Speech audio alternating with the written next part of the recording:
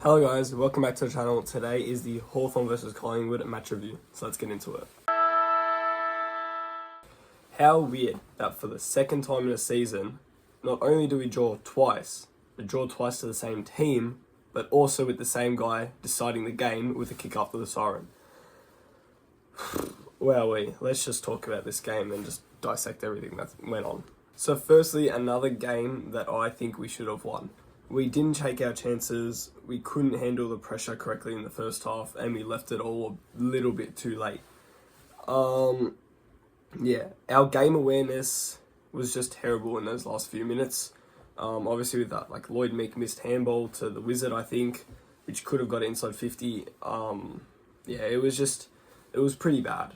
I mean, it was a hard watch for the first half of that game, and then started to get really enjoyable, and actually was a pretty decent game to watch and pretty entertaining in the second half of it.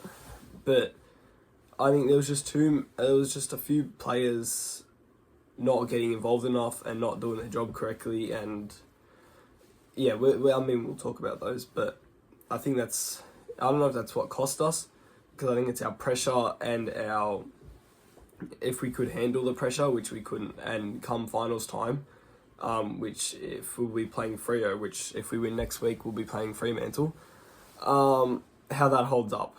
But I mean, if we do play Fremantle, the pressure's on them, not us. You know, they're the one who's gone undefeated at home, won a premiership, best team all year, and needs to win the final. But you know, we'll see how that works out, and hopefully we can get that double chance. The first half was just abysmal to watch, honestly. We only put up 25 points, 26 points the first half, and it was just terrible, honestly. I don't know how we dish up that shit for the third week in a row. I know we won the game against North, but we did play like shit, honestly. And obviously against Brisbane we got exposed for that, and then we did it again in the first half, and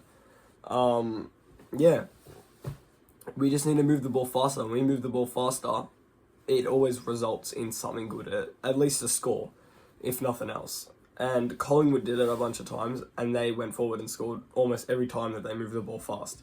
And then when we started to do that in the second quarter, we started to put some scoreboard pressure on them and actually get in front. Then in the final quarter, we got in front by about 20 points. They came back, they got in front, we came back, and obviously it ended with a draw.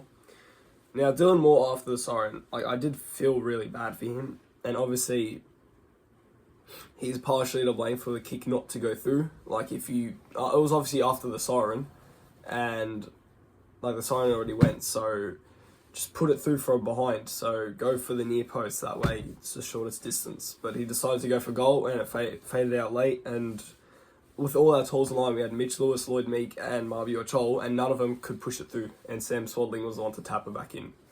So I think that's pretty poor there as well, and other people not to be shepherding behind the line. But what do you do? I'm not too upset I'm upset that it wasn't a win, but I'm not as upset as I would be if that cost us, if that was to lose. You get what I'm saying? If that was the point we needed to draw it, like last time. But we had the chance to win, and we let it slip, and that's 2 points and almost a third spot gone begging, and a certain top 4 spot there. So we need to fight really hard, not only for percentage next week, because now that we are level, which none of us really accounted for, now that we're level, we're going to have to put up some percentage. So Brisbane are 2% in front of us. So the 3 teams tied on 60 right now, and nothing's going to change after this round, because that's no one's playing today that matters. But if we win, we'll be on 64.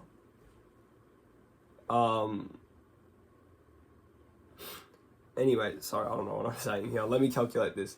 Yeah, so if we win, we'll be on 64, which if Melbourne and Brisbane also win, we'll all be on 64, but Melbourne are on 111% and we're on 117. So they need to somehow make up 6% with us also losing. So they need to win by 90 points, and we need to lose by 40 points, which I feel is unlikely since they've got the Bulldogs and we've got West Coast. And Brisbane have Collingwood, which they could also lose. So if they lose that, it doesn't really matter how much they lose by. If we just gain 2%, so that's like, 40-point win. If we can beat the Eagles by 40 points, we could snatch third spot from them, but they need to lose and we need to win a bit big. But a spot in the top 4 is what we need. Whoever we're going to playing in this form, we might lose anyways, but what we want is a double chance. So we just got to aim for that and not lose, because if we lose, we can slip down to like 6th. So it's pretty bad. So literally everything on the line in the last game. We've sat 3rd almost the whole season, pretty comfortably as well, and now we fall apart in the last few weeks, and that's not what you want, but that's the direction we're going in, and we need to fix that. Anyways, we'll move on to this week's MVP. So for my MVP this week, I've picked Josh Ward, who had 20 disposals, 2 goals, and 9 score involvements. I think Josh Ward was amazing tonight. I think he was everything for us in that midfield. Obviously he had those 2 quick back-to-back goals there in the 3rd quarter, was it? 3rd quarter, 4th quarter, I can't remember, but 2 pretty nice goals as well, like a little snap and obviously that 80-metre kick.